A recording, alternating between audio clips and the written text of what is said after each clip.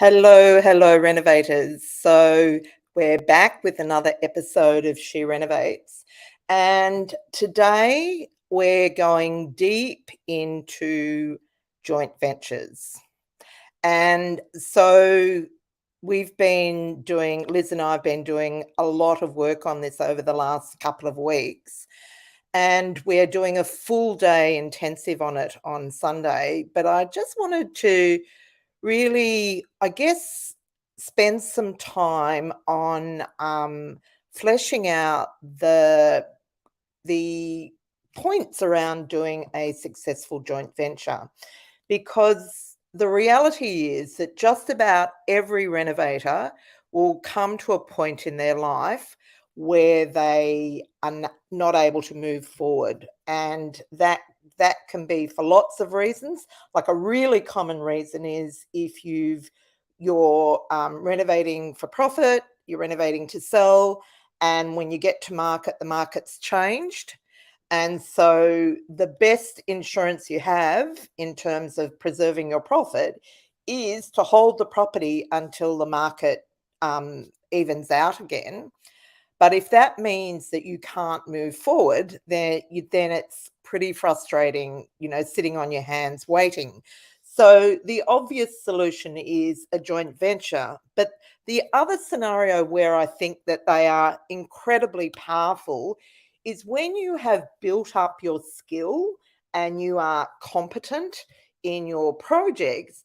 It really does enable you, it gives you the power to really write your own financial future, because you're then in a position, once you've proven yourself, you're then in a position that you're able to pull together deals, bring in investors, so you're not the one funding it, and then your contribution to the deal is the building the deal and the execution of the deal and the know-how you require to do that.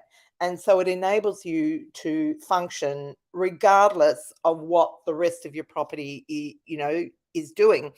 But the other thing is that I personally feel that when you get to that stage, you should not be financing the projects, because you spend years building your talent and your skill.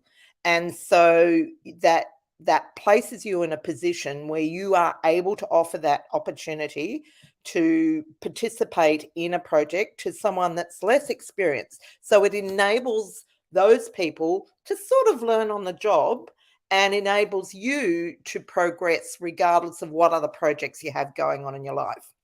So that's the context against which we have put together the joint venture intensive, and why I'm doing this today, because there can be a tendency to be quite flippant about joint ventures. Some people are scared to death of them, others are quite flippant.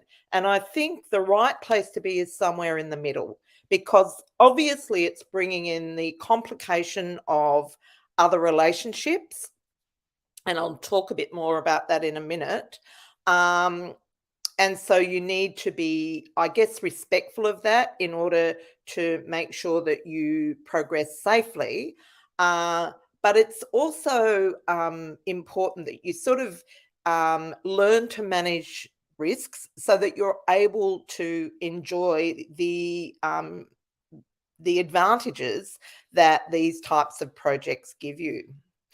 Now, so obviously, as I said, a joint venture is, it adds the complication of a relationship to your project.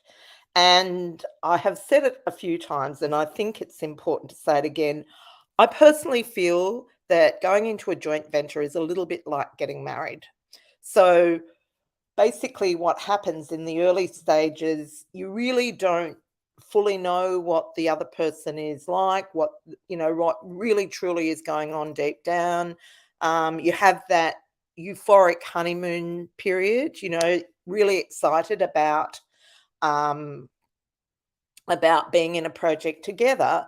But then as time goes on, there are things about how the other person operates that really annoy you. And that's just really part of the process. And that's why the preparation is essential, and choosing the right partner is really essential too, because that will make the difference between, it being a really enjoyable and successful experience and not being so enjoyable. So making money is one thing, but like enjoying the process is also equally as important. So it's very important to choose the right partner. And there are lots of things that go into that decision. You consider lots of aspects, and it's not just about the money. Obviously, money is a big part of it, skill is another big part of it. But then I think emotional intelligence is really, really important. You want to know how the person that you are doing a joint venture with reacts under pressure, because, unfortunately, with projects, you can't avoid pressure. You have deadlines, you have stuff you need to do. It's a bit out of your, normal day-to-day stuff. So making sure that the people that you go into a joint venture with have a degree of emotional intelligence will make that so much easier. I think the other thing, and we have been through this like many times over the last, say, 5 or 6 years, trying to perfect the process so it really is a win-win, and we minimize the opportunity for conflict. And one of the things that have come to realize, which I didn't in the beginning, is that group, it's not a democracy. Not all partners are equal and can be equal. There needs to be a lead person, because for lots of reasons, but because a lot of decisions need to be made in a timely manner. And if the buck needs to stop with someone. So you need to have a lead person. And what that means is that person that leads the project is nominated the leader, is the person that's most experienced. You do not want that person to be a newbie.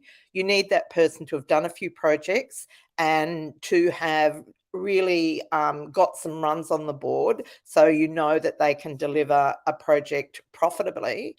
Um, and once again, what that means is that the other person or people in the joint venture can be people that aren't so experienced but are in there for the learning.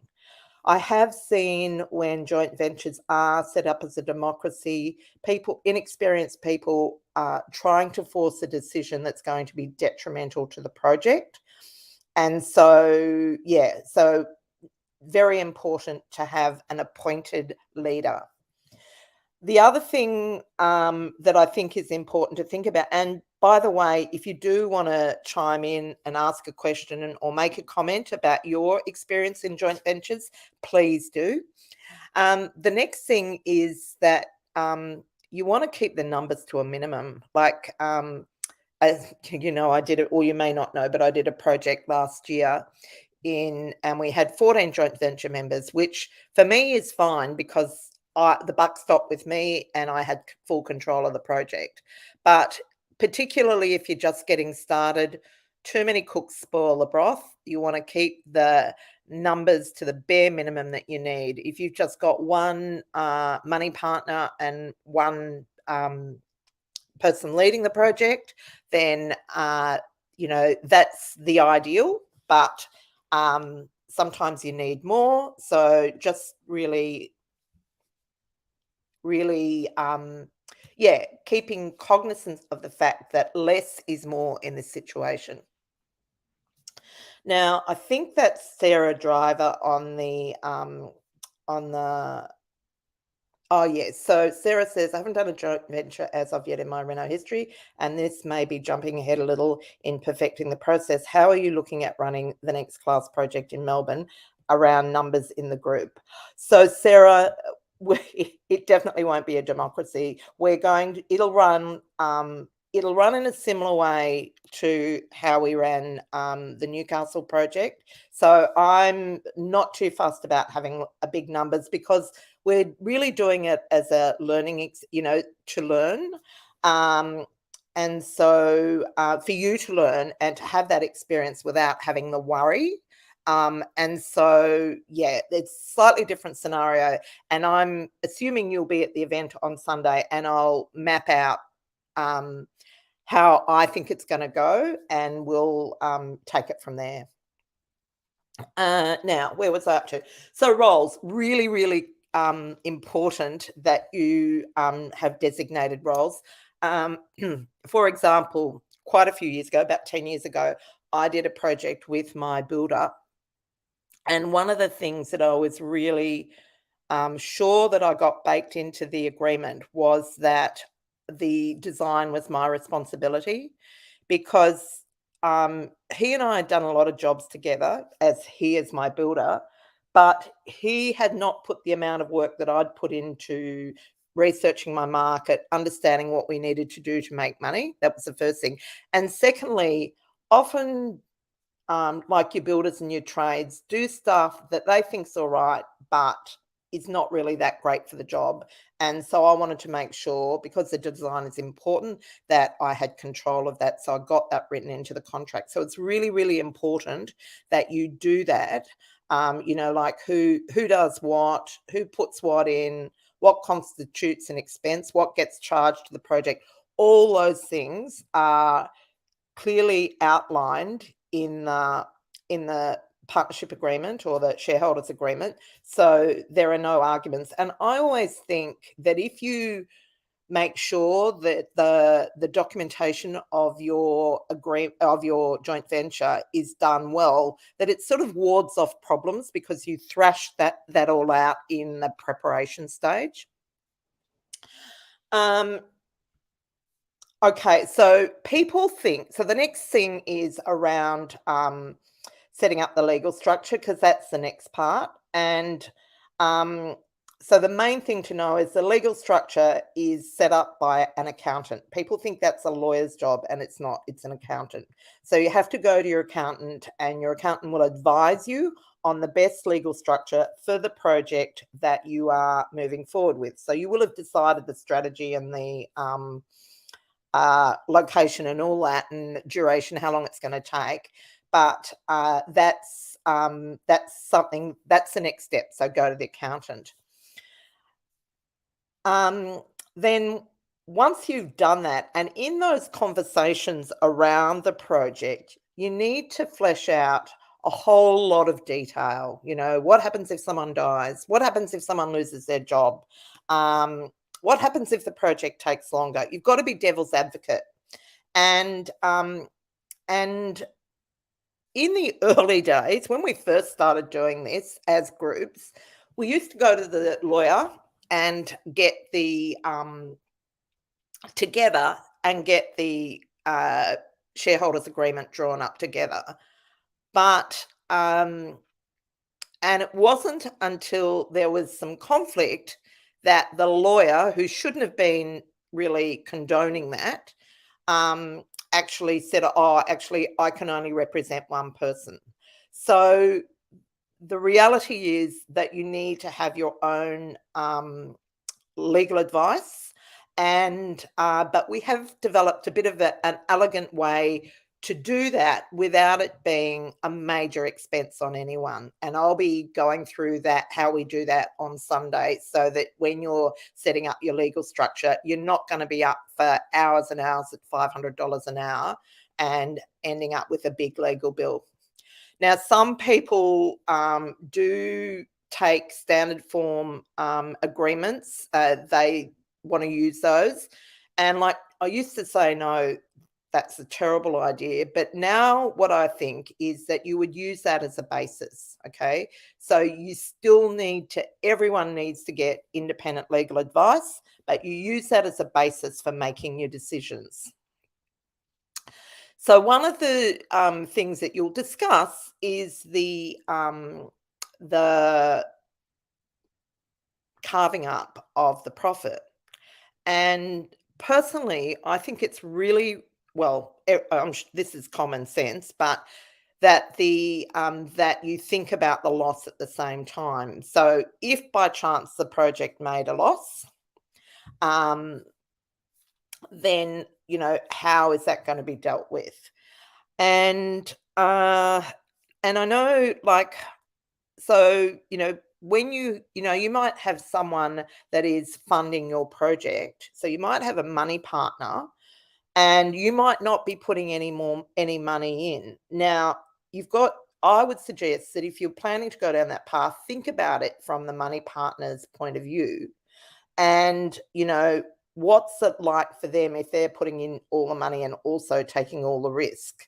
My way of dealing with that is I like to take equivalent amount of risk to profit. So if I'm taking 50% profit, I should be looking at 50% of the risk as well.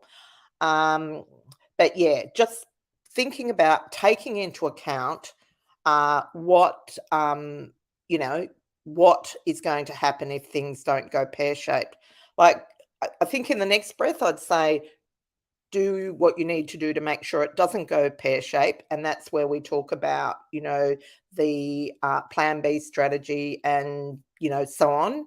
There's lots of things that you can do, but we do need to be devil's advocate. Like we don't go into these things blindly thinking everything's going to be hunky dory, because that would just be crazy. Um, and so the last point I want to make on this is that if if conflict does happen, that I would really encourage you to avoid going down the legal path. And the reason I say that is because nobody wins. So once you start, oh, I'm just double checking.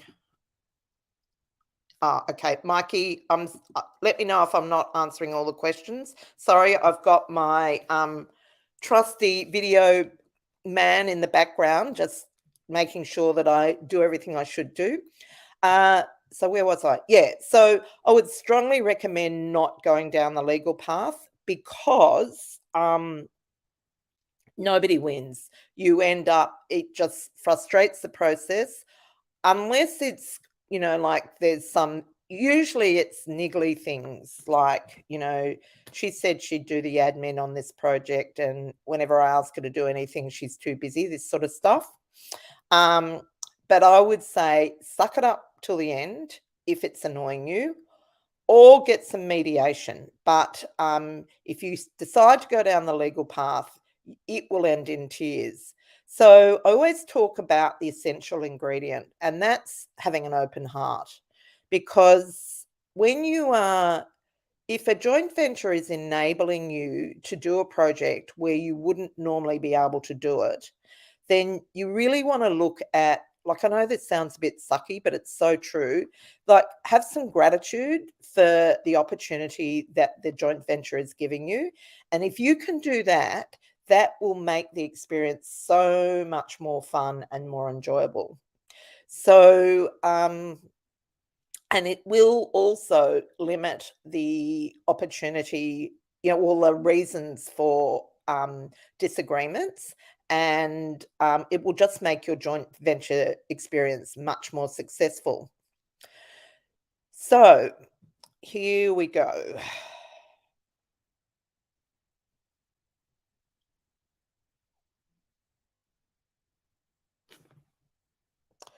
So, I've got someone that says, how do you find a partner for a JV? I've equity and time, but not much borrowing capacity. Haven't signed up for anything yet, but definitely plan to book a call. Um, so you're going to struggle to find a joint venture partner if you're not able. I'm assuming you're experienced. Maybe if you've got experience and you are able to demonstrate that you can successfully deliver a profitable project, then you will just go to a whole lot of property groups. We are actually covering this in also on Sunday. So if this is really something that's going to be taking you, yeah, that's going to be helping you to move forward. Um, and then just go to a whole lot of property groups, build your relationships, build relationships so people know who you are. And once they can see what you can do, then it becomes easier. Elizabeth, my right hand girl, often talks about the first time she did a joint venture. She was incredibly gutsy. She made a decision that she was going to do a project. She got on her phone and she rang a whole heap of people that she knows and pitched to them. And one of them said yes. And so she went ahead, she did that project. She made for each of them 300, I think it was $340,000 in profit. So it was a, $700,000 uplift in the deal. And so that was an incredible story of success, but she followed the process.